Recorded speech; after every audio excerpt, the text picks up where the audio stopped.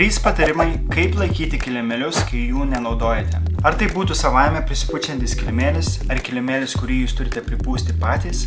Visų pirmiausia, prieš atidedant kilimėlį poilsiui, jį svarbiausia gerai nuvalyti. Venkite naudoti cheminius valiklius ar valiklius nuo odų, nes tai gali pakenkti kilimėliui. Vietoj to naudokite alkoholinės servetėles arba paprasčiausiai drėgną kempinėlę su trupučiu muilo. Kai kilimėlis švarus, metas jį atidžiai apžiūrėti, nes nieko nėra blogiau nei kiauras kilimėlis, kai jo labiausiai reikia. Beveik prie kiekvieno naujo kilimėlio jūs rasite First Aid pagalbos rinkinėlį, kurį ir naudokite, jei kilimėlis kiauras. Na ir svarbiausia, kilimėlio laikymas ne sezono metu. Geriausia vieta jūsų kilimėliui yra ne jūsų automobilio bagažinė ar rūsys, bet sausa bei temperatūros kontroliuojama vieta ir tai būtų jūsų namai. Venkite didelių temperatūros skirtumų, drėgmės ir laikykite kilimėlį su pilnai atidarytų vožtuvu ir, jei yra galimybė, laikykite kilimėlį neperlenktą. Na, o jei neturite ir norite įsigyti naują kilimėlį,